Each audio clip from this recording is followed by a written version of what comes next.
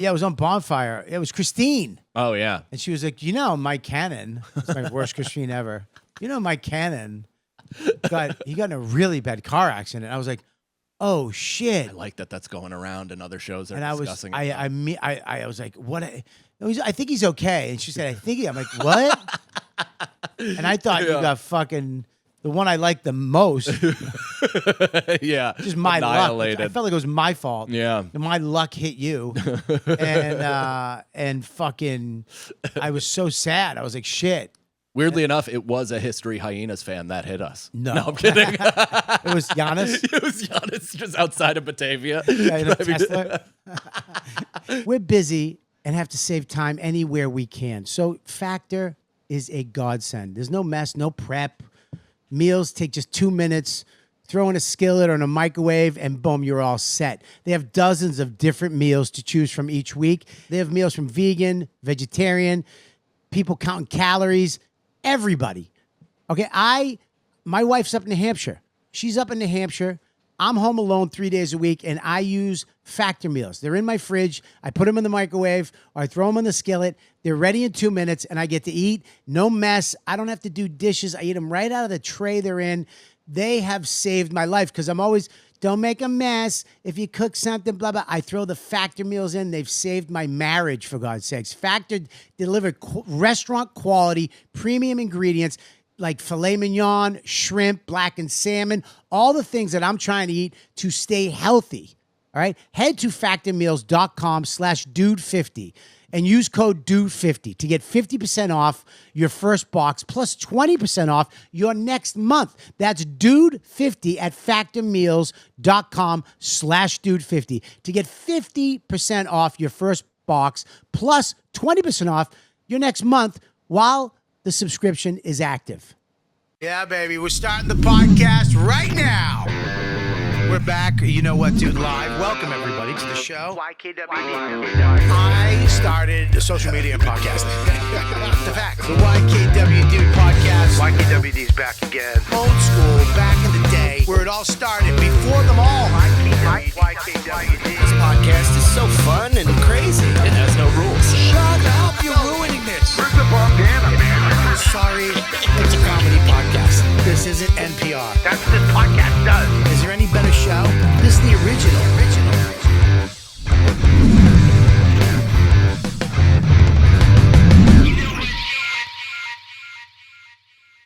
Welcome. I was shocked that Danny got it right. That was great, Danny. Congratulations, Danny.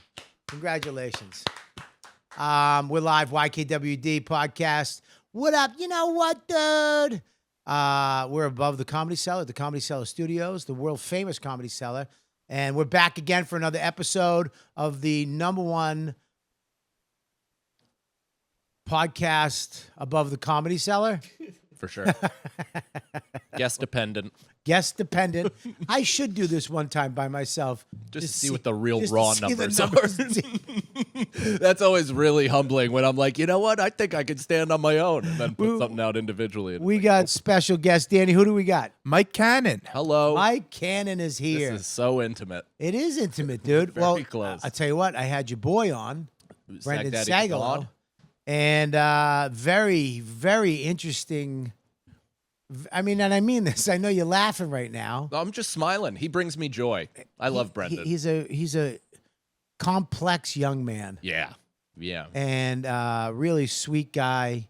But I was telling him, I go, dude, the only thing you have the same shit we have, except you voice it a lot. You know what I mean? Yeah. Well, that's what also makes him funny, though, is he's like one of those dudes that's incapable of keeping it in. Yeah. So at the most inappropriate times, he'll say something suicidal or something that's so like, wait, man, like my grandma just made a speech, like at my wedding or whatever. Stop talking about your depression in this setting. Yeah, he's fucking chaos. Yeah. He's living, walking chaos. That's what I love about him, though. He's such an open wound. I told him, I go, dude, you're so unique. You're a one-of-a-kind kid. You walk in and it's you. Yeah. A lot of guys walk in, it's the same fucking dude.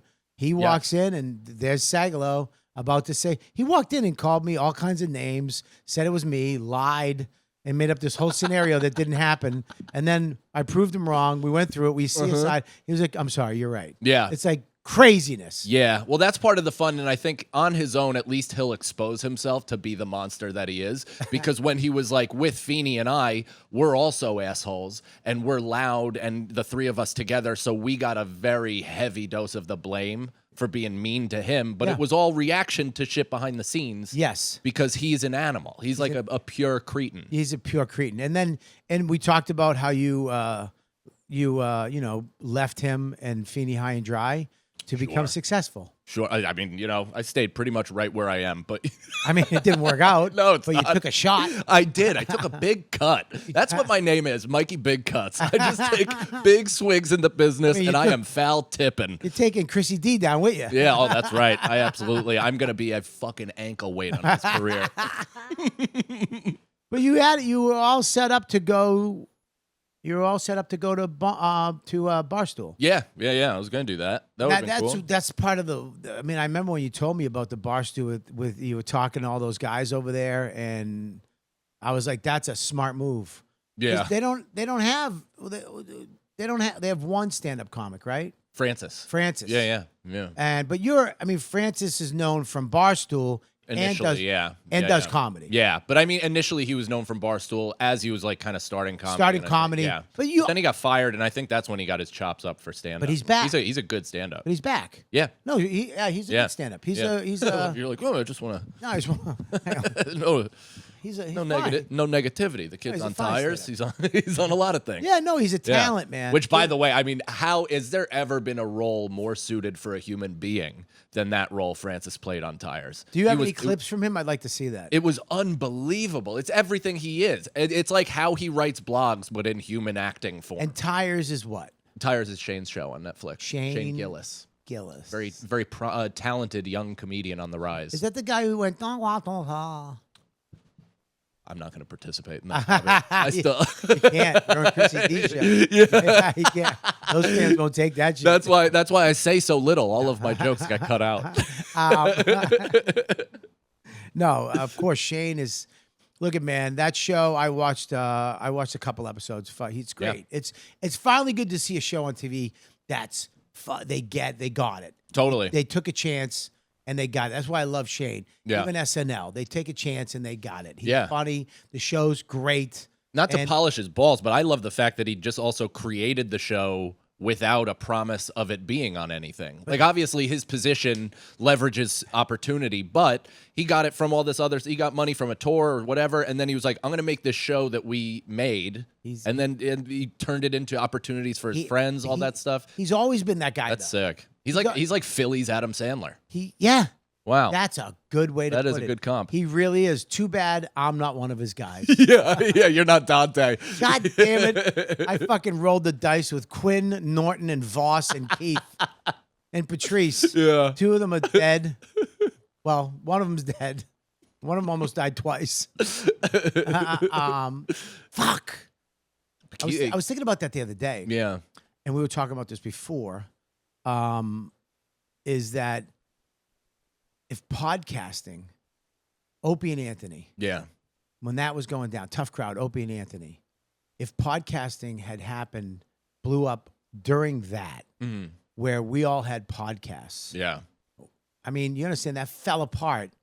There was a void. Yeah. Right? Void. Yeah. Void.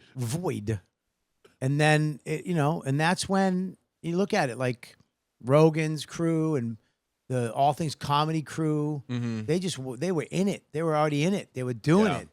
What do you think? What do you think got them there first? Because like as an O&A fan, I listened to you guys for years, so I approached comedy in the same exact way that you guys did, for better or for worse, career-wise. It was worse. But that's the funny thing is because all of you were so good and are so good, but were, especially at that point, just like this bubbling, emerging talent pool from New York that had just one leader, one person who had any kind of like business acuity that was like, guys, let's kind of figure out how to monetize this. Yeah, we did. We had Opie and Anthony, and then they fell apart. What happened there? Well, I mean, you have your moments. You know what I mean? I mean, yeah. think about it. We were selling out, places, all these, 12,000 seat outdoor arena. We were doing these massive shows. We were living it. Yeah. We all did stand up. Yeah. We were all into stand up. We weren't into anything. We were just stand up. I mean, I did my podcast, but it was a side thing. It was like Right. But it was. We just didn't see that writing on the wall to do podcasts. But now you're just like, Now we're all now trying the to- regs. yeah. You're trying to cobble together Now I'm 10 on the years regs, ago. but I'm not even that guy anymore. Like I'm probably the least funny on that. They're the young bucks. They're the motherfuckers, and I'm just fucking. You're the sweet glue. I'm You used to be the divisive hot rod. Yeah, I'm and now not. you're the sweet glue. I'm not that fucking go fuck. Because if I tell Lewis to go fuck himself, he'll try to throw a chair at me. Yeah. Well, Dan- you're also Dan- not physically imposing anymore. I'm not. That's it. I'm not You've lost your authoritarianism. My fucking 2-ton tessiness. Which we told. Did we tell that story on this podcast of you throwing me face first into my camera equipment, like hours before we got on the Calta cruise? I don't know if it's that. I think. That's exactly what happened. Well, I didn't mean to throw you into camera equipment. No, I know, but this was 2-ton Tessie at his 2-tonness. Well, because you misrepresented yourself to me. I thought, I for some reason thought you were a wrestler. I thought you were into like fighting and wrestling. I thought that you were kind of like this tough guy. Yeah. I didn't know you were a basketball playing mushroom head, a no contact sport. And in my head, I just thought you were that guy. Yeah. So I was like, let me fucking test the young buck. And Dude, there was just no resistance. I mean, I'm a lot of bluster. I've fought, of course. I've had my victories. I've had many defeats. Yeah, me- I haven't fought since I've turned 30, I guess, or at least besides outside of the cellar when Sagalo and I got assaulted. You got assaulted? Last year, yeah. I What? guess. So I'll tell that after this. Okay, yeah. But so what was I even talking about? Oh, so we're at Calta's house right before the cruise, and Bobby comes out of the shower in just a towel, just looking good, just pool cover towel, walking out into the main area, and we're all getting ready. Everybody's excited. You were up in Calta's room. We were up in Calta's room, all of the us. CPAP wing. Yes, exactly. And I'm wearing my outfit. I have all my equipment. We're getting everything together. Bobby comes up behind me. And Because you guys still thought if you got a cool video, you'd pop. Yeah. Because Feeney was up your ear and you're, hey, all we need is one viral That's video. right. Yeah, at that point, Feeney was still promoting the show. Bobby comes up behind me, and I've never been manhandled with this little effort. Like I felt how little you tried because you went like this, and I think you were surprised by how easy you I lifted. grabbed over you your and head.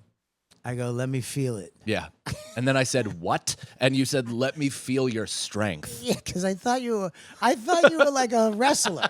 You know what I mean? Like I thought you were Yeah. gonna grab me and throw me around, and it was gonna be a little. You know, in arm wrestlers, they don't really fight; they just kind of go back. Leverage. And forth. I Yeah. thought you just let me feel it. You know what I mean? Let me feel your strength. And I picked you up like a pillow. Yes. And I threw you, and I didn't, and I threw you into camera equipment. Well, because I think you really you picked me up, and it almost was like too little effort to where you realized on the throw down that you should slow it. Like you were like, "Oh no, I'm gonna paralyze this kid," and then you half slowed down, and I just went face first directly into my tripod, cut a U-shaped gash in my chin. Bobby, in the classic "I just fucked up and I hurt my friend" thing, chased me around the house and was like, "Oh my God, are you okay? Are you okay? I just want some space so I can cry on my own like a dog dying at 14 years old. Just let me lay under a tree and die in peace." I'm fucking leaking before we're headed on this cruise in COVID restriction. All of Calta's people are like, "Dude, if you even have dust of weed on your fingers from a week ago, you're getting thrown in the gulag." And I'm going in with an AIDS infection on my jaw. And that's how we did it. I fucked up. I thought it was going to be a more manly thing. I didn't know I was picking up a woman basketball player. I was every bit of Caitlin Clark in that moment. I was just a hollow-boned white girl. Just couldn't do shit. Yeah. Which, by the way, do you think the WNBA is leveraging the race war to promote itself? No, I think that I think look, man, I think, look at certain races that, when you see a young black kid come out as one of the stars, like, LeBron. Sure. And you're like, they got, like, this is it. We got a guy. Yeah. Like Jordan. Yeah, Jordan, yeah. It was Bird. Yeah. It was, Magic and Bird. Magic and simultaneously. Bird. But they also, the NBA, and I'm not saying that this is like, I'm not talking about the general public. I'm talking about media stuff, because the NBA slightly leveraged the racial, not even slightly, leveraged the racial component of Bird versus Magic, LA versus Boston. Yeah. The whitest of the whites versus fucking, the blackest of the blacks or Yeah. whatever. And so now Caitlin Clark, I don't know whether or not the conflict is real within the league. Boston was blue collar, Yeah, white I mean, dude. just fucking bulbous nose mix Yeah. that just Yeah. haven't had a Yeah, even their black guy had freckles. yeah. Miss Johnson was like, yeah, all right. Dude, he did have Morgan Freeman face. He had Wow. freckles, dude. That's amazing. You know what I mean? Holy and LA shit. was the elitists. Yeah. LA was Hollywood. So it was that blue collar, Yeah. white fucking Boston. Go fuck yourself to the Hollywood elite. Magic, who is so. Magic getting HIV must have been like just the most affirmative But did he get affirmative it? moment. He's still around. For sure. Well, I mean, that's money, right? Yeah. Didn't he go off his cocktail like last year, and then he started like drastically losing weight again, and they're like, put him back on, put him back He was on. just dancing with another guy in a sailor outfit. Yeah, he kissed Isaiah Thomas on the cheek. Went on Atkins. Yeah, it was. I think now they're probably doing the same thing. I think it's the media. But it's more. also a lot of people are psyched that when you have a black guy in tennis, Yeah. what's his name? I got excited. Right, it's like, right. great. We're going to get fucking cool tennis. Yeah. Some guy's going to go, motherfucker. Yeah. I mean, you're going to, you got to get psyched up for that. So now to have a white girl that's good, Yeah. a white girl Yeah. that's good in basketball, you're bringing a bunch of more people in that are going to watch it. So is it racial? Yes, but not in a bad way. Yeah, no, I think both. I mean, I think it could be manipulated. I in think both they're ways. making it into a I think it's very fun, though. Isn't I don't it funny? I don't think it's race either. I think it's all these girls who put this shit together, been working their ass off to make this Totally. league the shit, and they happen to be black girls, and they're the shit. And all of a sudden, this white girl comes in that's good. Yeah. And she's great, but is she the best? We don't know yet. Oh, I'd be pissed about that too. Yeah, you'd Anytime be- some new TikTok Yeah, you're queen little like- comes into New York Comedy Club and Yeah. bumps me justifiably, Yes. I get upset and I Yes. claim racial. I'm not above it. I'm just saying it's a fun, it's a fun source of topic, you know? Yeah, she's gonna get shit, and she's gotta Totally. take it. And She's now- also got to lift motherfucking weights. She's got to, she's got to get her arms to be as strong as her jawline. Yeah, you better keep this up. Mm-hmm. You better be the Larry Bird of the WNBA. Yeah. And keep it up because it's her first year, and everybody's just excited about new. Yeah. It's the new, and now there's all these other people that are coming in that are gonna watch the sport. So all this controversy, it's all good for the sport. Totally. So fuck. But that's what I mean by them leveraging it for the good of the league. Like it actually boosts their yeah, but visibility. it also gets clicks, man. Because I think WNBA has a higher social media, whatever the interaction than almost any right now than any other professional league. It worked. Yeah, It worked. I know. You know, Crazy. you get like Howard Stern back in the day. He always used to say, "The people that hated him, listen." Mm-hmm. You got to have people hate you. Yeah. You got to have people love you and hate you because that controversy is what gets you in the paper, and what gets you in the paper gets more people listening. And some of the people that hated you will like you. When I did fucking YKWD and I had Joe, Dan, and Lewis on, people hated Lewis. Right. They fucking would email me all the time. Get him off. Dude, I'm not listening anymore. Fuck that. Those same people I got the same emails after a time. They were like, you know what? I like Lewis. Yeah. Yeah, because he's fucking controversial. He's coming in and doing stuff that we're not just sitting there. Dan was the neutral guy. Joe was the zinger. Lewis was the fucking rattlesnake. It was a cast of fucking cat. I wish we could play the episode where he came in as the rat. Well, I've told you this, and it's embarrassing to admit, but I've gone through your old episodes as Why if is that it's like embarrassing? because it's like fan shit. But No, I like your work. But I've watched fucking. Here's the scenario. No, you haven't. Not even when we were on your network did you quality control one fucking clip, let alone an episode. That's very sweet of you to lie. Okay, But, there you go. I'm happy with that. but it's funny because you go through it, and I've gone through the eras of it, and because they're all still up there, by the way, warts and all, which you should scrub so much of it.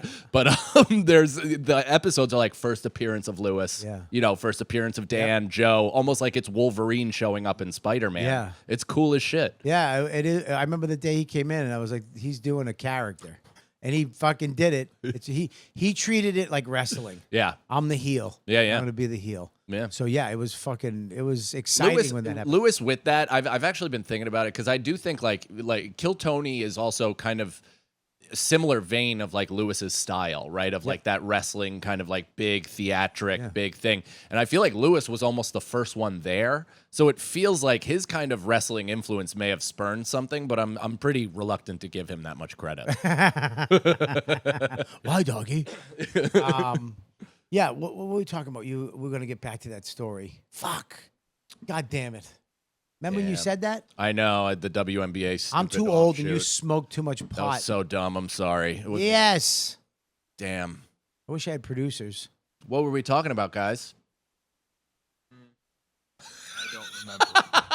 Can I say one thing? Is I've thought Danny, and it still might be true, but I've thought Danny had like an active hatred for me for like a really long time. Why? I have no idea. I have main character syndrome, and I just assume everybody's talking about me right before I walk into every room. But as I walked in, Danny gave me like the most beautiful Shrek-like crooked smile, and it warmed my heart. I was like, wow, what a warm room. I'm genuinely welcomed here. That's Danny's face. Yeah. I've been in a car with Danny, and I'm like, this kid hates me. I mean, he has that face. Yeah. And his tone stinks. He has albino jack-o'-lantern face. He's autistic, and he's proud of it. Is that true, or is that just a moniker? Have you seen him? For sure, but autism, Yes. you can't really wear it. You can on his face. You're talking to him, and he's fucking over there. Are you listening? I am intently. Well, I think that's ADD. Oh yeah, he has other things. Yeah, he's ADD. Oh, nice. Okay. I think it's all one thing. Wow, that must be tough to be both autistic and ADD, because then you're off in several different worlds. Yeah, dude. It's great to have somebody run your social media, though. That's nice. And be the producer. Yeah, it's fantastic. Feed in. So yeah, dude, you were doing the podcast on here with those three fucking guys. Yeah.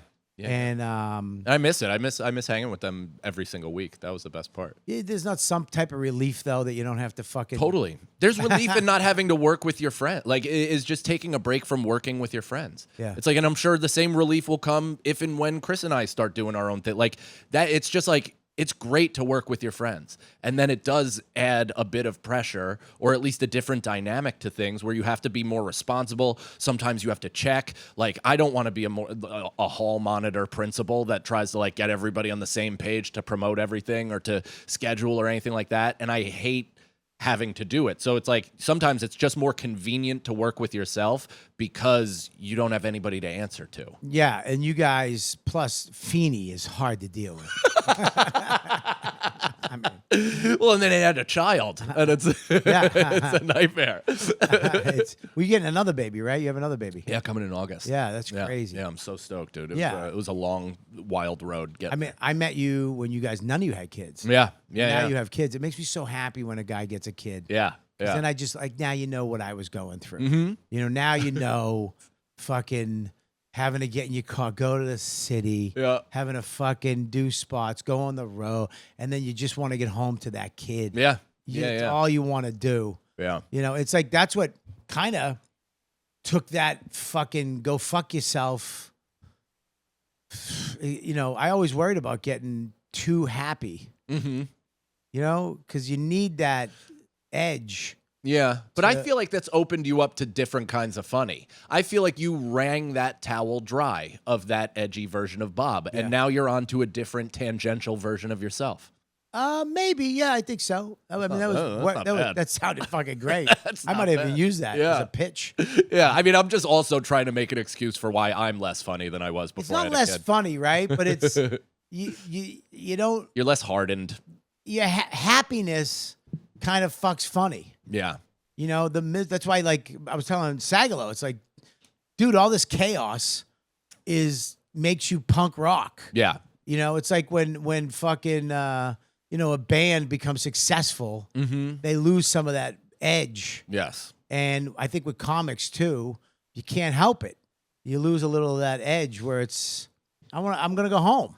It's interesting. The way I'm viewing it is I don't think I'm losing an edge because I'm still joking in the same kind of tone or version of what I am, but empathy is tough for comedy because once you have empathy for other people, then you feel bad for mocking them. Yep. But in my mind, or at least how I'm trying to convince myself, is that empathy is giving me yet another thing that I have to get over to write a better joke. So it's actually providing a boundary to where I have to write a better joke to get to the insulting thing without hopefully insulting the person.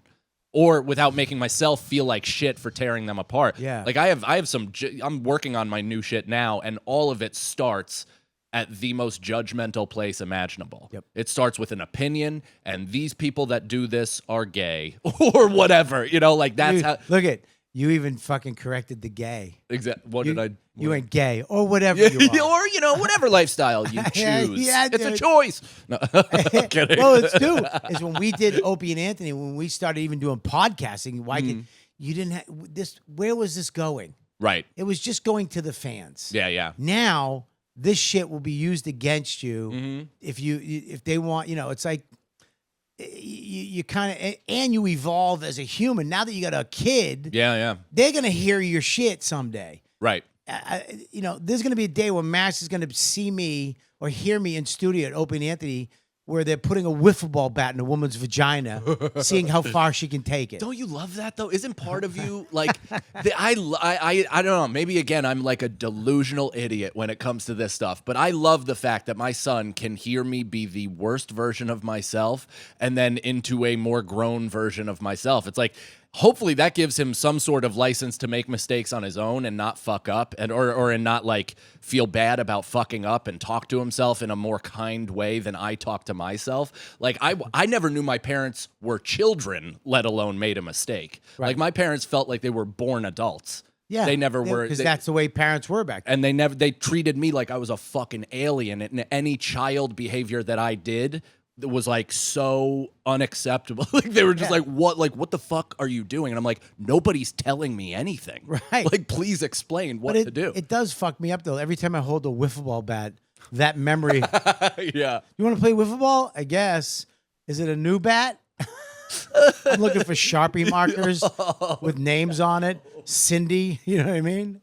It does kind of fuck me up a little bit, but it's because now podcasting, like when you did this podcast, you don't know what's gonna hit. You don't know what you're doing something that you're like, oh, this is great. Yeah. And here's the scenario, it was great. Irish goodbye. You're doing this stuff with your friends, and it's popping, it's going good.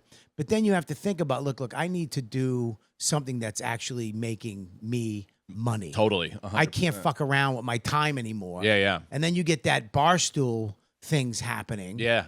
And that and I remember that. I was so happy for you. Yeah. I was like, this is great. Well, because I mean, I don't know if you and I are similar in this way, but I feel this is my made up connection to you.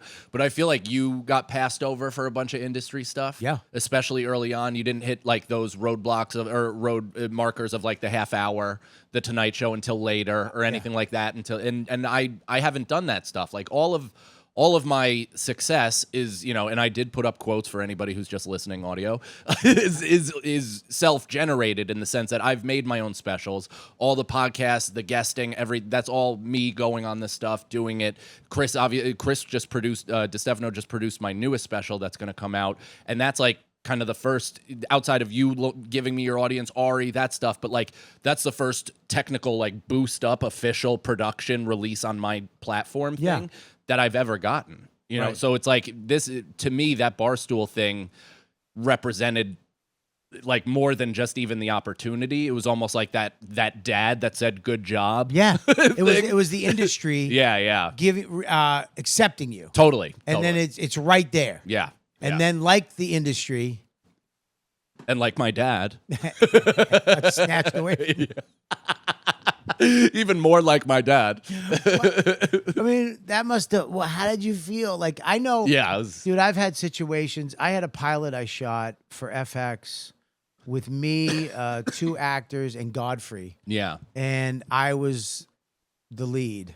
yeah. I was number 1 on the That was the cop show. cop show. Yeah, I remember, called Bronx Warrants. That's right.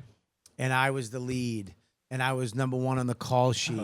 And I mean, I'm like, it's here. Yeah, It's here, because you're always like, it's coming. yeah, You're in your heart. You never ever give up on it. It's gonna happen. yeah. I will get there. I'm not, and I'm like, I'm here. And I remember working. It was such a rough shoot, and low budget, and FX was involved, which was my favorite network of all times, with The Shield and Sons of Anarchy and Rescue Me. I'm like, this is exactly what I wanted. This is exactly what it was.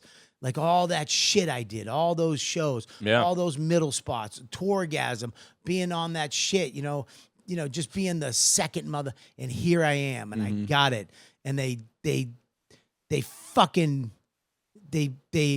put it, and it's like, here we go, great show, funny, and then they picked up that other show, Brooklyn Nine-Nine. Brooklyn Nine-Nine. Oh, that's wild that they did like 2 cop shows simultaneously. Dude, that is so... And just to know that that's on a shelf, Yeah. it's to never be seen. That sucks that you can't even like put it out for your fans to see or anything like that. Like, that would be so cool. I was friends with the cops that came up with it. Mm-hmm. The director. We were going to dinners. We were, you know what I mean? Like, it's so much like my childhood, where you have this surrogate family that you belong. Yeah, well, that's the thing, right? You see, I have a little bit of that as well, where I'm constantly looking for a mentor, father figure type, belonging, family, community. So then when things go away like that, I'm left, I mean, Just like little boy on the curb in the rain, Yeah.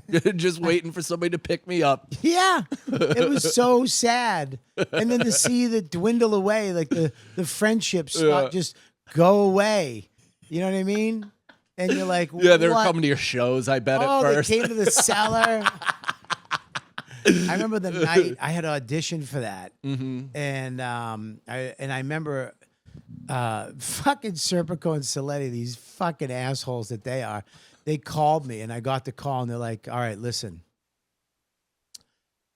you want the good news or the bad news?" I was like, "Fuck, I've been here before too. They like you, but they don't want you for." And I was like, "Oh, God damn it!" And they told me some bullshit, and I was like, "All right." And they were like, "We're just kidding. You got it." And I was like, "What?" I was right here. Yeah, I was coming to a yeah, spot, and yeah. I went, "What?" Oh my God! And I remember I looked up to God. Yeah. I was like, "Fuck, thank you." Did you burst into tears? I didn't. I'm not a fucking queer. I am. I am. Dude, I'm almost crying right now. I remember I was just This is like Rudy, dude. This is the shit that gets me, is those tales of redemption, like those moments where it's like, hey, you did it. All that bullshit for this, you did it. dude, Andrew Cut the movie Schultz right there. You was- should have got hit by a fucking bus Schultz on was in McDougal. it.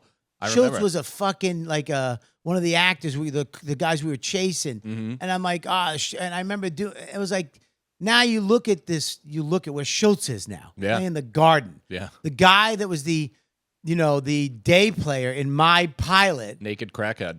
naked crackhead, Yeah. is playing the Garden, It's wild. and he's a gazillionaire, right? Yeah. Sorry, I have to park. I totally forgot that I had to do that.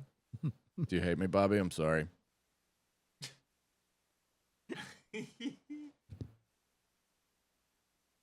I promise we're going to get back to really meaningful conversation. Because I care for you, and I'm here. It's so sad. I'm fully invested. It's so sad that you interrupted our conversation, and you have to pay. Oh, no, I parked the wrong car. God damn it. This is our life. God damn it. You can't even afford to pay in a garage. No, that garage is always fucking full, and the way they tell me it's full makes me feel like I'm gonna get arrested because they're like, dude, the fact that you even pulled in here thinking there was a spot in this garage means you're retarded. And I, like, every single time I go into like fight or flight, and I'm either gonna just do something I regret Are or you good? drive. Yeah, I'm cool. Thank All you. right. Well, yeah, it didn't go anywhere. I'm Shows- now. I'm shows- currently. Shows played the garden, and I'm here with you. Me and you are still together. She'll play the garden. I'm parked for another 2 hours on 4th. Yeah, but then when they told you that you the Barstool stuff when it wasn't going through, Yeah. how crushing was that? Well, the whole process was honestly the most crushing because it was so like, it was just so long. It took like 7 months to go through this contract process. And I thought like, Was it life changing? yeah. And it was all added. Like outside of, initially I didn't have to give up the show. What were you gonna do? I was going to do my own podcast. I was going to do the poker show, which on Barstool and with Penn, because that was who it was going to be, and they're a gambling thing. Yeah. I mean, they would have got me access to like Daniel Negreanu, Phil Ivey, like real poker player, maybe Ben Affleck. People don't know this like, about you. You were a professional poker player. I played for a living when I was young. That's yeah. a professional. Yes, but I didn't have much responsibility to have to pay for bills or anything like But that. you paid for college. I paid for a lot. Yeah, I paid for my basketball team to go to lunch every day for a year. But you paid your bills with poker. Yeah, That's nuts. That's a professional. for a little bit. And here you are. You're about to get the dream gig. Yeah, being able to kind of play poker and do comedy for a living. And on Barstool, which Barstool was still the shit. Well, and I was going to do a basketball show too, which I put on my YouTube, like old man basketball. But I would have had more of a budget, so it would have been a better show. Like it was just a whole thing that I was very excited about. Things fall apart. Like it just so happened. Why? It just What happened? Dave bought it back, and he just didn't want to do the New York comedy thing. Why? I don't know. He at least has consistently never liked comedians. Like Why? Because he doesn't think he needs them, which he doesn't. His business model is proven. He does not need comedians. He takes college kids, pays them whatever, builds them up. They become stars or they don't. So he either fires them or pays them their value when they get to be big, or they leave. Right. Like that's the way he built his business. And I can't what am I going to say? You're wrong, mister, while I'm, here and he's Kevin there. is the opposite, who's totally loves comics. Yeah. Supports the Well, and comedy it was his community. thing. Yeah. It was his thing, and then I guess that went away once Dave bought it. But yeah, it was like, it's just one of those things where I can intellectualize that it went away. I totally understand this is the business that I voluntarily entered. I've had things go away before, not of this level at all. It definitely, at the time also, not to get into, this was up in the air, kind of, looking like it was gonna be, signed, finalized. So I was like, babe, let's have this second kid, and I just drop a fat batch right into my chick, and like the day you dropped a Barstool batch in your wife, and it was really just another podcast batch. we were gonna name him Feidelberg, but it was like just a pure load, and she, full, positive, let's go. Like a week after she got positive, or she was positive, Barstool goes away. Like a week after, like as that happened, my wife got COVID really bad. She gets COVID, miscarriage. So not only did Barstool Barstool killed go your away, baby? went away. I got pump faked by 2 bees. Dave Portnoy killed your kid. He sure did, by stress. Did you name it? I named him Dave. Dave Portnoy Cannon. Poor little Dave Cannon went down the toilet like your fucking your deal. So that happens, devastating, right? Just To you or the baby? everybody. The baby's probably pumped he doesn't have to, be birthed into a non-Barstool job having father. So that kid's dead. Probably my daughter. But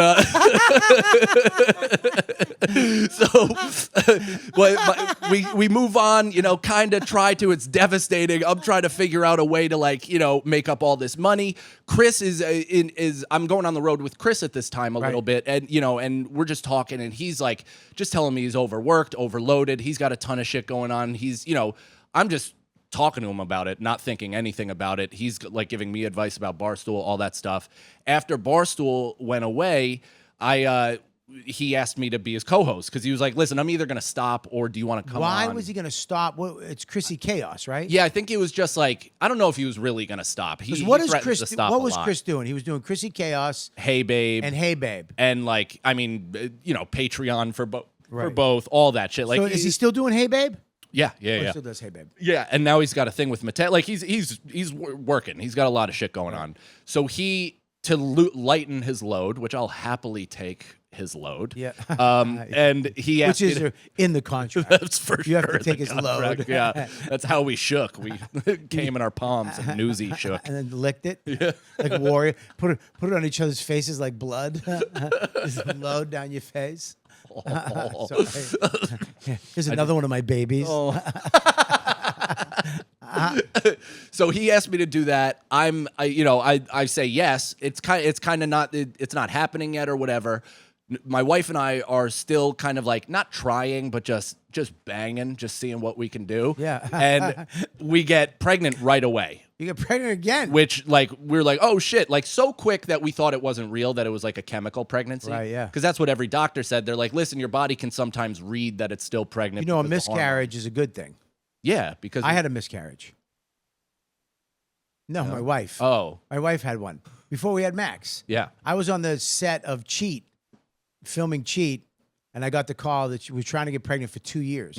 She finally got pregnant. Yeah. And I remember telling Billy and Joe, Yeah. I was like, dude, I'm going to have a baby. Yeah. And it was that I made a mistake. You're not supposed to tell anybody. Yeah. And I told them, and I told a couple other people. And then a couple days later, she had a miscarriage. Or a week later, she had a miscarriage. I had to go Yeah. back and go, hey, guys. JK. Pump fake, baby pump fake. Janelle's not here. Well, we told my son too, which that was actually the worst part. Can't. Well, my wife was she was 11 weeks when we told him. Yo. She had the miscarriage at 10 weeks. We didn't know yet. We were going to the doctor at 12, or like actually between 11 and 12. Right. So we had told we went to a doctor, then we were going to go for whatever. But we had been confirmed enough for us to feel okay. Right. Obviously not enough for, The baby in to hindsight. survive. Yeah, we should have been a bit more sure. But then we told our son, we explained what happened afterwards, and he was, You explained it? we explained it. We said, it's your fault. The baby knew you'd be jealous, and you weren't ready to be a big brother. So, unfortunately, it said goodbye. Where is he? Over there. Under your pillow. Just put a little foot. Sorry, I'm sorry. But it's a good thing. It actually. No, I mean, something was I don't wrong. know. It cleans. Yeah, something was something wrong. was wrong. And the next one, the doctor, that's what they said to us, that probably the next time she does get pregnant, and that's what happened. With Yeah. Max, It's like jettisoning waste into space. yeah, it's you know? jettisoning that kid that would have been a burden. Yeah, I mean, I would have had a daughter, but she would have been, You would have had a fucking daughter like she would have Danny. had a cleft face. Sorry, Danny. I didn't think it was gonna go there. What is happening right now? Sorry. Speaking of kids, hang on one second. Oh, yeah, is your son okay? I don't know, man. I don't know. My wife forgot to pick up my son at school. Not even at school. He meets her at this bodega down the street every Is he day. putting numbers in? Hello? Did you get him? Oh, Max? Yeah, I went and got him. What was he doing? Well, today he asked me this morning if I could pick him up at the store at the bodega. I was there. you know? I'm a father. I'm your husband. I get it. And so I just told him to wait for me if he wanted to go in the reptile store to go in there. And then he was just sitting on the step Was he? to the street waiting for me to pull up. Okay. All right. He's safe. He's safe. He's fine. Does he want a snake? No, thank goodness. Okay, Don't all even right. mention that. All right. I love you. I love you too. I'll see you in a little while. All right. What time are you heading home? In like an hour. Okay. We're in We're the middle- outside we're- right now. We're in the middle of the podcast right now. Do I have to All do a right. lot of stuff when I come home? I don't know. It might start adding up a little bit. All right, I gotta go. Like, How are you supposed to keep your edge? Yeah. Well, you just don't go home. You wait till it's dark. That's when you go home. You just be like, wow, crazy traffic. Yeah. When it's summer, you're like, I know, 10 p.m. Oh God. But yeah, dude. So I'm sorry to interrupt, but I just make sure you picked the kid up. Oh yeah, no. So what was it? Talking about Chrissy. Oh yeah, so he asked me to come on and co-host. Yeah. Because just to lighten his workload and wanting to kind of reshape the show, do it a little bit differently now and again, and it's been super fun. So now, do you still go on the road with him? Now and every so often, but not really. Like I'm intentionally trying to keep it separate because I'm not playing the same venues as him, so it doesn't matter. Yeah. He's playing huge venues, and it's great to go to those towns, and then hopefully some of those people will come to see my full show. Has it gone over? Yeah, totally. The fans just love you. Yeah, I mean, a fair amount of them, a good amount of them, they're upset I'm not Greek. Really? Yeah, for sure. Which I had nothing to do with it. I'm sure there's a Greek out there that accepts you. I'm sure there's a Greek out there going, he's mad that you're not Greek. Fair enough. I don't know what to tell you. That's my husband's first marriage.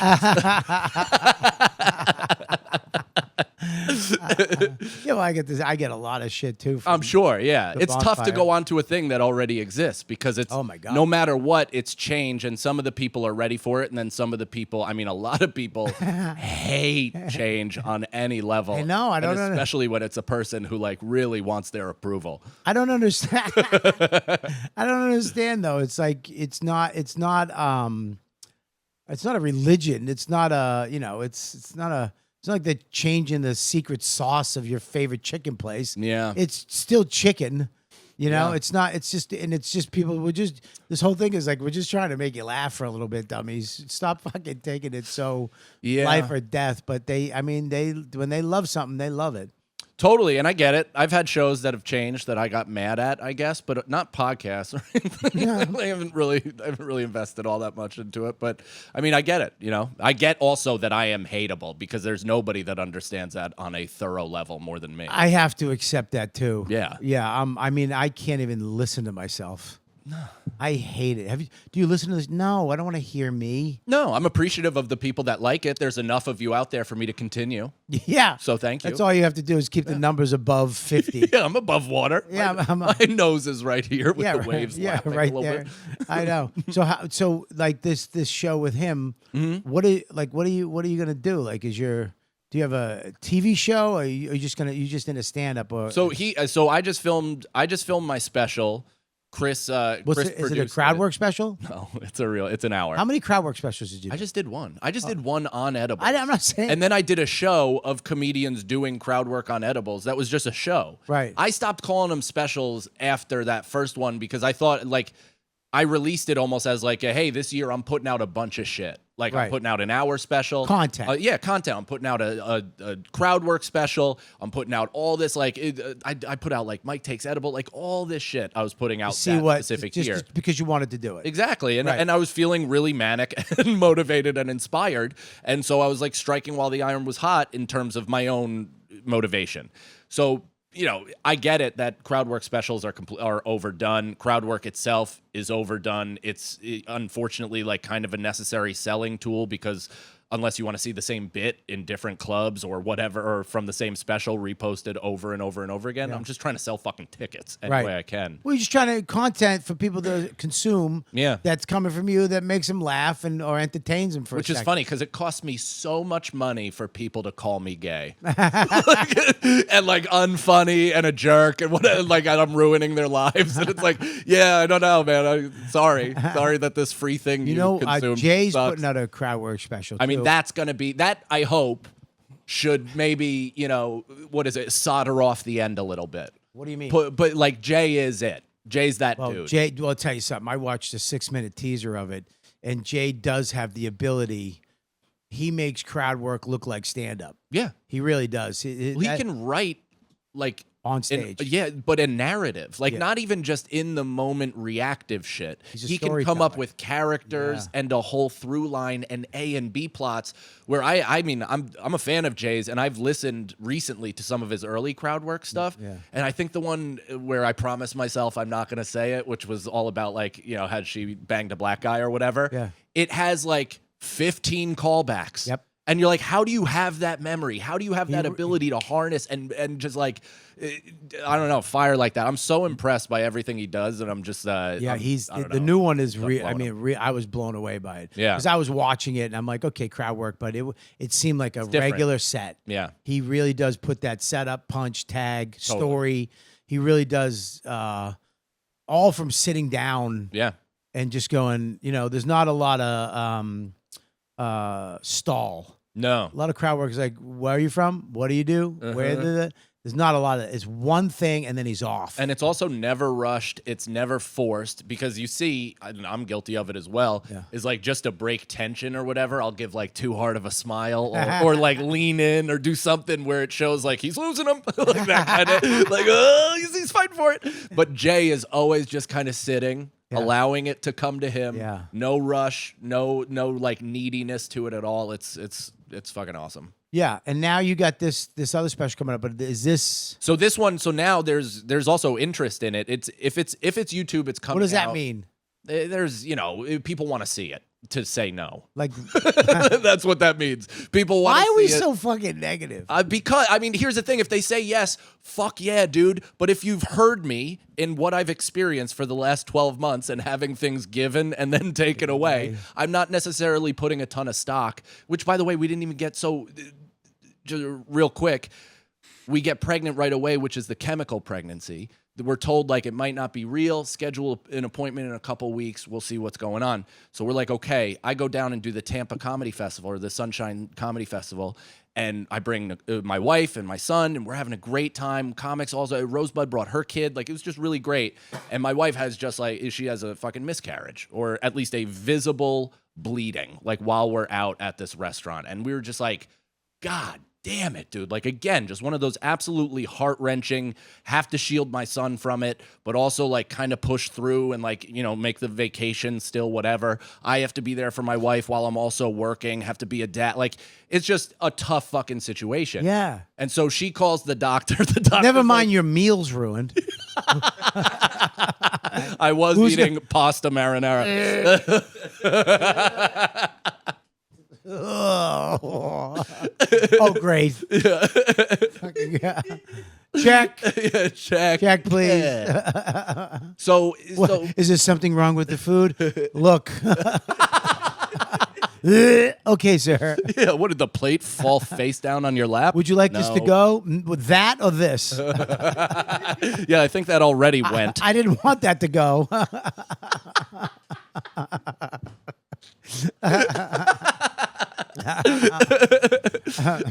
So yeah, so that she like calls the doctor. The doctor does all the due diligence of like, yep, sounds like a miscarriage. Oh, Like that's what they said. Who's your doctor, Voss? It was like Dr. Nick from The Simpsons. Just, hello, everybody. That's a miscarriage. So yeah, so that's like the confirmation. But then we stay in Florida. We finish out the festival, and my wife keeps the appointment because she's like, I want to just see what I can do to get my hormones back in check to just then retry. Like it's not. It's kind of atypical to have two in a row. Thank God you kept the appointment. Go ahead. Yeah, so we keep the appointment. She's ripping cigarettes, sipping whiskey, doing blow off my son's forehead. That's the whole thing. Just injecting whatever's left of the back baby. to normal. Back to normal. Yeah. And so like a week or two after Florida, we go to the appointment, and my wife goes in, and I have half crying eyes from what they're gonna confirm. My son's sitting there, and then she texts me, and she's like, I'm still pregnant. We find out if it's a boy today, a boy or a girl today. Yeah. Or a hair lip. Yeah, or a hair lip.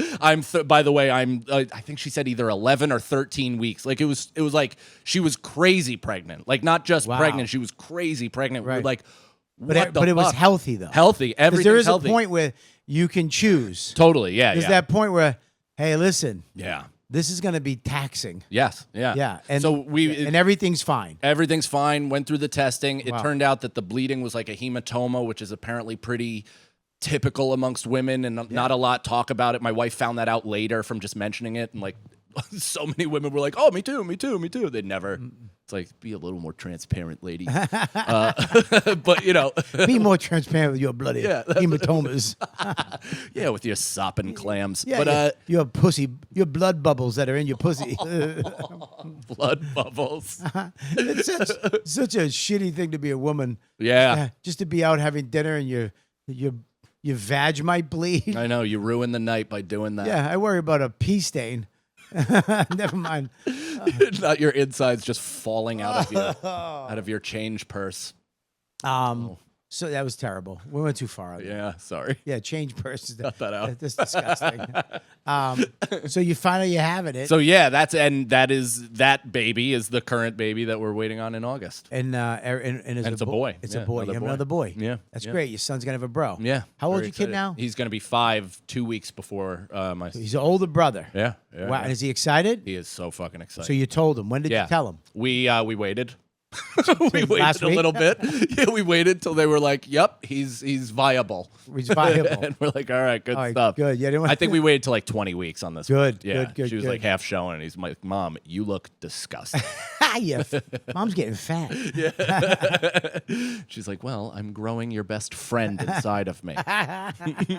So, oh, sorry, buddy. All right. We just touch feet. I liked it. So now you do. How do I say this? You into drugs? Yeah. I mean, I don't know. I Smoke weed? I only ingest. I haven't really been smoking weed. I've When been taking you- edibles, but You that's- take you do weed? I've been microdosing. So I'm like kind of more on them. This sounds so fucking lame, but I'm like trying to just right the ship mentally and emotionally as best as I With can drugs. right now with drugs. Do you and take therapy. any other? Do you take other drugs? I mean, I microdose on mushrooms. That's been. But you don't do anything else. No, nothing chemical or anything Well, like now that. I don't drink. Microdosing on mushrooms. What is that? That's just a trace amount of psilocybin that it doesn't fuck you up. You're not like, it's just like a slight glimmer of hope. Like that's it. It's just like makes the clouds part just a little bit. What I don't understand. It's just a little bit of psychedelic mushrooms, and it doesn't have a psychoactive effect on you. It does kind of uplift you a little bit. Does it make you addictive? Does it No. make you want it? Like No, not that I've found. I mean, here's the thing: is like I probably should, or not should, but I could be on an antidepressant. I could be on something like that. I don't really want to fuck with my brain chemistry right now. I want to see if I can like maybe do it without that, because I'm really feeling creative and good and all that stuff. So I want to just see if I can right the ship holistically, I guess, or outside of just pouring whatever on inside of you. Yeah, I've seen pills. I've just seen on everybody creative that I know that has taken pills, and I'm sure it's worked for a lot of people, and I'm sure I'll get a lot of messages after this. But the creative people in my life that have done it, they've noticed an effect. On the microdosing. No, on when they've taken pharmaceuticals and they've noticed an effect and impact on their creativity, and it takes helps it their away. anxiety. Yeah, it dulls it a little bit. Dulls it. Yeah, yeah. That's because why- that madness, as Yeah. Robin Williams described it, but that is like kind of the way that sets artists or people that comment on the world or sing or express themselves. That's what gives them a perspective. Yeah, I was just it's not telling- just yeah. a drug. A drug gives you the same perspective as everybody else. Right. Yeah, on purpose. But do you think like have you ever taken it like do you ever just not microdose where you just take mushrooms? Yeah. Yeah, No, what I is love that? doing that? That's awesome. I mean, that like I'm not trying, but I've floated it out there to my father just to see if he would do it, since he's in the fourth quarter. And I just want to see like if he like has a really big moment where he emotionally connects. What does it do to you?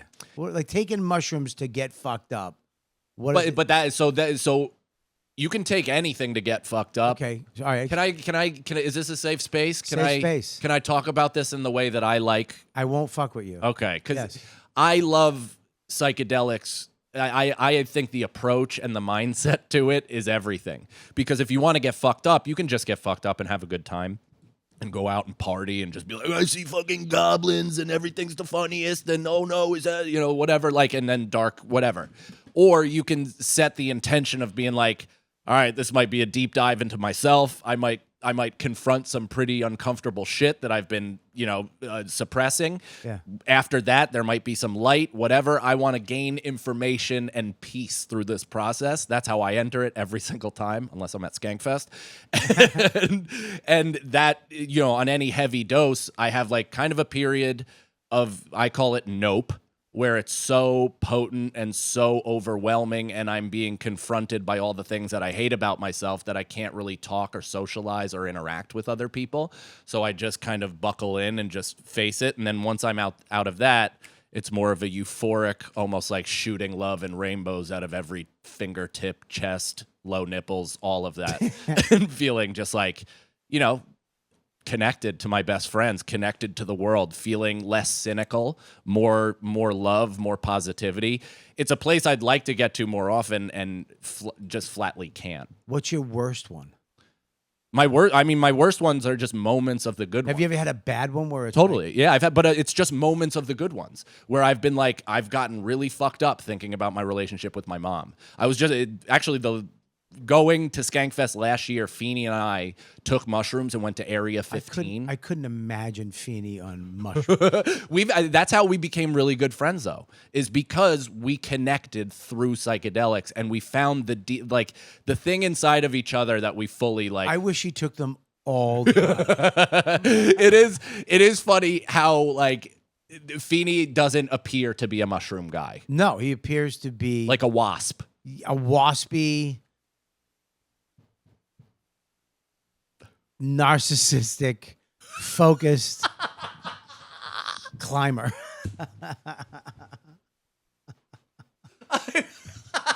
When you call me, it's like, hey man, what's up? What's up, dude? When he calls me, hey Robert, what? Robert. I was wondering, do you got a second? I guess. This thing I'm doing. What? All right, it's about you. I love your relationship with Feeney. It's one of my like you guys should have a show together. Oh, not a God. pod, but like I'd kill him. I'd have to do mushrooms. Yeah. But it would be so much conflict and really good, funny conflict. Yeah. Because he's the exact guy that rubs you, like guys like you, He the wrong fucking triggers. way. He triggers me. And I like Feeney a lot. Of course, yeah. But he's a trigger. He's the guy that I always wanted to beat up. Yeah. He's the guy that I would take his lunch money, but he would be like, all right, whatever, take my lunch money if that's what you got to do because you're poor. What? That's exactly, yes. And then I try to give it exactly back. right. He'd be like, I don't want it. I don't need it. You I need don't it more than me. Yeah, you need it more than me. Anyways, guys, I'm doing this new thing. What? I don't know. He's just that guy. I remember there was a kid, there was these twins in school, two blonde kids. They were twins. And I was trying to copy off one of their tests. I was like, yo, dude, give me the answer. And he went, no. And I go, dude, I just need this one answer on the test. And he's like, no, do it yourself. And I was like, I'll fucking kill you. And he was like, okay, then kill me. And I was like, I'm going to really hurt you. You downgraded the threat. He was like, I don't care. I'm busy. And I was like, ugh, I don't really want to fight you, but I'm going to have to. And he just didn't do it. And I finally was like, all right, whatever. And I failed the test. Where does that fucking energy go, dude? That happened to me the other night on 3rd. So, by the way, I got hit by a car. We'll talk, whatever. We got to talk about that. So since then, people have just been, or at least I've been noticing it, just aiming for my car on the road. Like on the FDR, people are literally just cutting me off. You're just paranoid. Yeah, seeing me, they're like, you look shaken.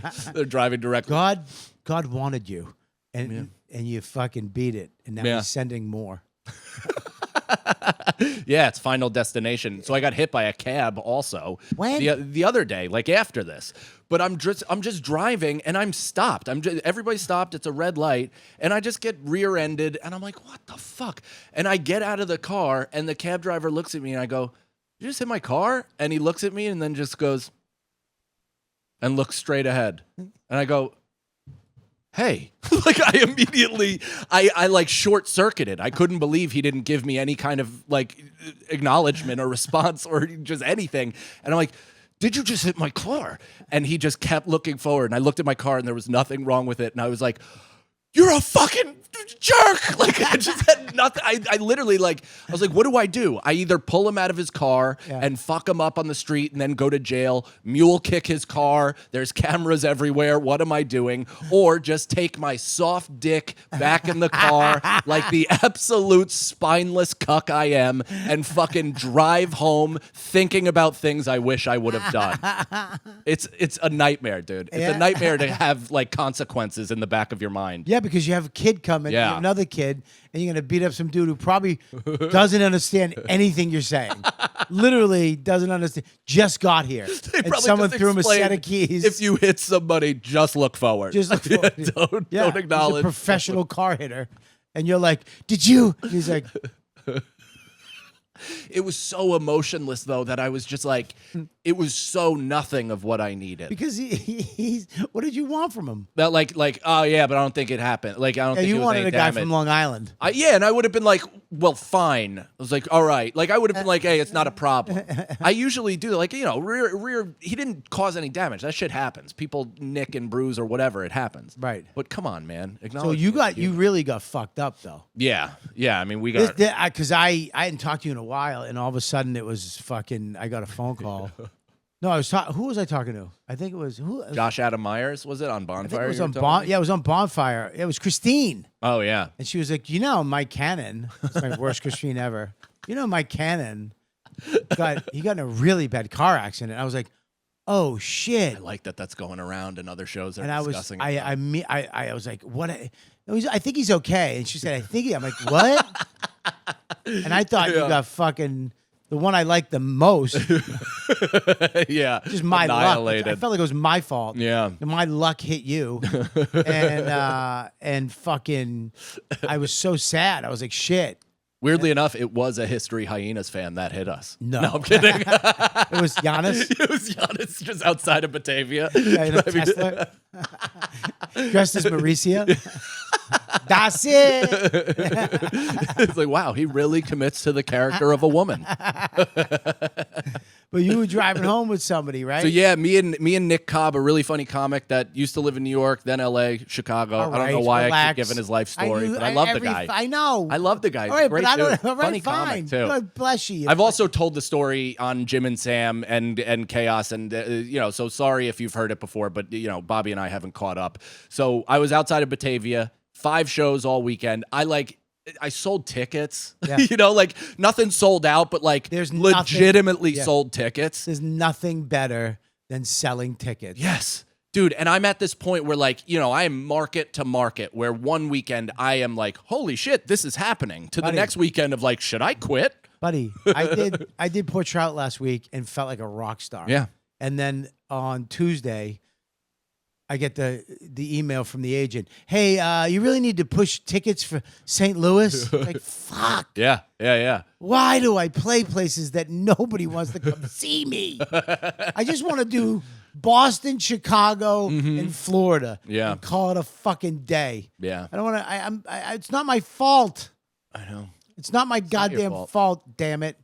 There's going to be one show that's going to be good, and then the other show is just going to be like some black bachelorette party. They're like, Well, the good news is, as soon as you take your phone off of airplane mode, everybody else sold out the theater they're in. I know. So that always feels really good it sucks. after you have a hot 17-person crowd in fucking Hyenas You're Fort Worth. You're going to turn and see Bert in front of fucking a crowd of people. Hey, look, other comedians, at all these people that came to see me. Oh, I hate that. God. But I done it. Oh, my God. Oh, It's yeah. the best. Come on, come on. Oh, Let's yeah. get- Hey, everybody, you ready? You must. I did one where they were leaving. I never posted it. It was just a crowd of people standing up facing the other way. That's fucking awesome. You should definitely post that. So you were coming back. So yeah, so I'm feeling awesome, right? I took I know I'm the edible guy, whatever. I took a pretty substantial edible after On the the way last home. show on the way home because I was like, once I get to the hotel, I'll sleep. I have an early ass flight tomorrow. It's perfect, right? Yeah. So we're driving along on a residential road, 25 miles per hour. We're going between 25 and 30. We're like crawling basically, and we're just having a conversation, talking. I have two. What are those canned water? Oh, Liquid Death. Yeah. Which still I have no idea where they went. Like they could have easily impaled me. I just have no idea where they You went. died from liquid death. Just in your chest like Iron Man. They should have. They would have to give my fucking family a discount code minimum, a lifetime discount code. Use code impaled, 10% off. So we're driving along and we're talking, and out of nowhere, I say something and I hear him scream. Like I just hear ah, and I'm just like, what the fuck? And I turn, and as I turn, I'm going up. Really? Yeah. So I'm like, oh shit. And everything, it wasn't like a bang bang, everything is so fast I don't remember everything. It felt like the taxi crash in Deadpool or whatever, Yeah. where it's just so slow motion where you're actually kind of like, this is weird how much I'm But you're noticing. on mushrooms. I mean, I was on edibles, but they hadn't kicked yet. Like I was myself, but it was still just like The edibles haven't even kicked. nothing, dude. And I also think I have OCD, what were the intrusive thoughts, like all that stuff. Yeah. I just constantly flip awful thoughts. I've thought about my death no less than 14 trillion times. Like every scenario, I've run through this exact scenario in my mind a million times. Every time I go over a bridge, I'm like, I fantasize about going off the bridge, Yep.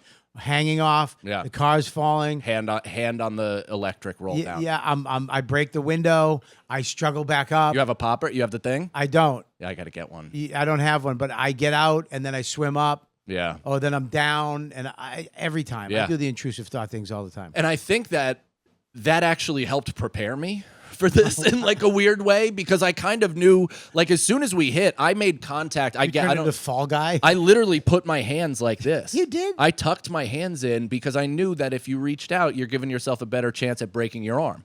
So I brought my arms in like this, and we're just, I don't know if we rolled You 0.5 being or a 1.5. psycho, you've actually prepared for rolling in a car.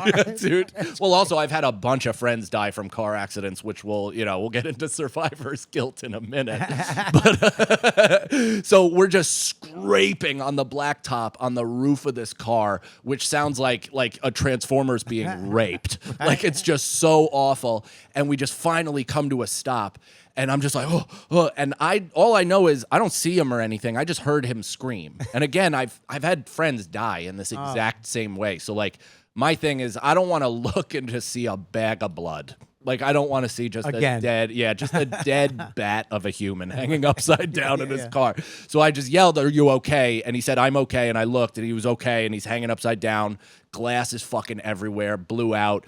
We hear like the car is still kind of swaying a little bit, and we hear people start to gather. And he goes, "Oh shit!" Like people are starting to gather. And I go, "Should I call 911?" In the car. In the car while we're upside down, You got to get out. dude. So You have the gas.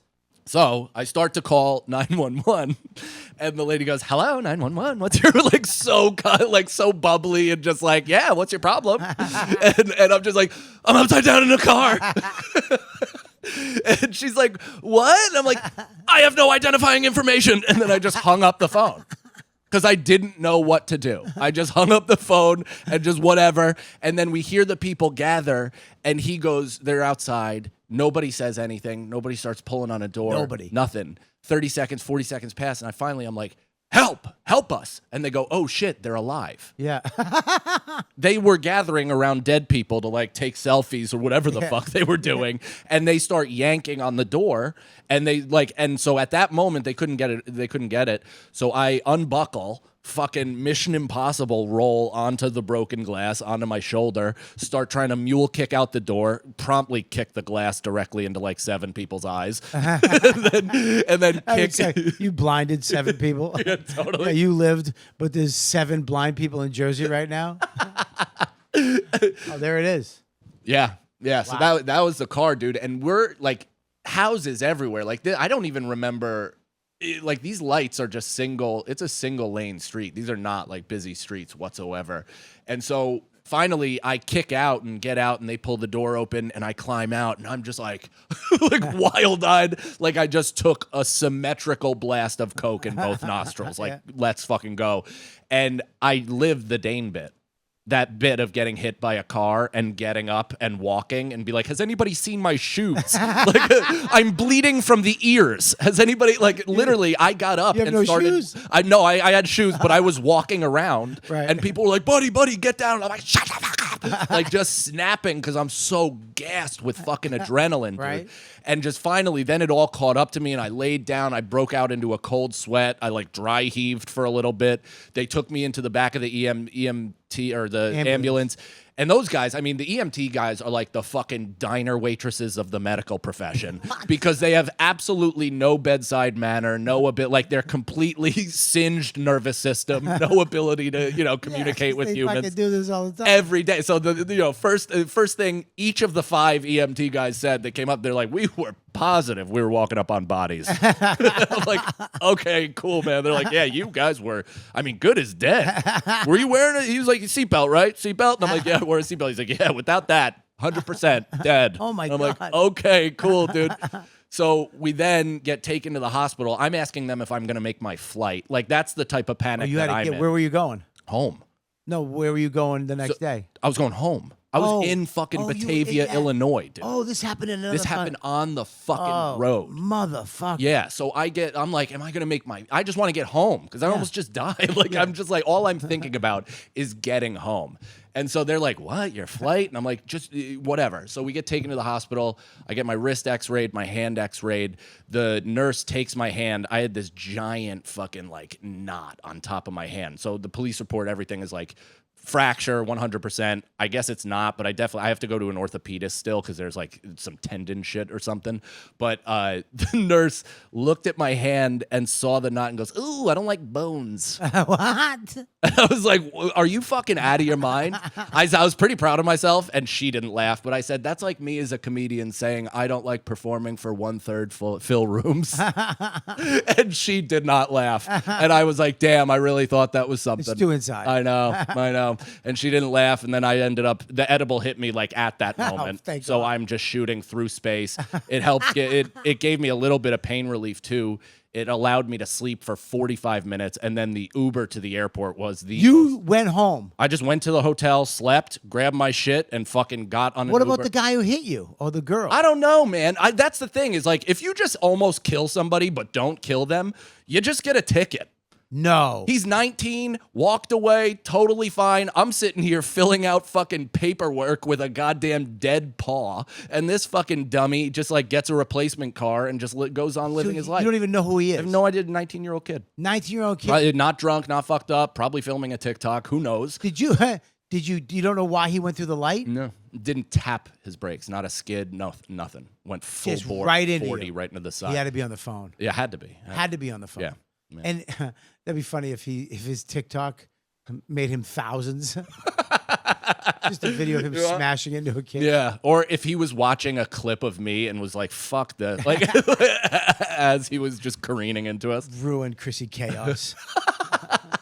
But so are you suing? Do you get? Yeah, I mean, there's like, obviously this is ongoing because the medical shit is ongoing. It's like, and mentally is ongoing. The insurance must pay for all this, all right? Totally, yeah. So it's, I guess, all of that will be figured out, I suppose. And your friend is fine? He's okay, yeah. And it physically, like, in terms of life-altering injuries, we're both fine. Mentally, who knows? The windfall has yet to come. But it comes here and there. I'm going on the road tomorrow for the first time, and Where you going? I've cried twice. You cry? Yeah, well, just because I feel like this is my first time going on the road since that time. and I have a bit of anxiety. Are you driving? I mean, I'm not driving to Seattle, but I'm driving to the airport. Yeah. When you get to Seattle, are you taking a rent-a-car? No, I'll get driven. Should I drive? Should I get a rental? No. But I wasn't driving. Yeah, I'm fine driving. If I have control, I feel good. Yeah, I think you should get somebody to drive you and restep your tray. Just try to redo it. Drive around at night. Get over it.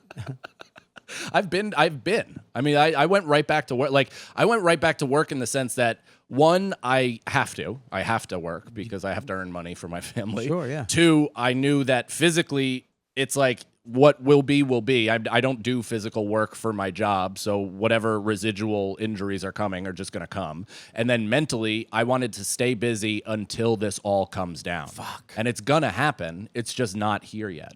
I'm sure that like when my wife gives birth to my all second gonna come son, out? I'm going to hold him and just fucking drown him in tears. That's fucked up, dude. You almost died. Yeah, wild. Have you almost died ever? Yeah, I got beat up once almost to death. What? What? Like at the hands of a man? Yeah. As a man? Yeah.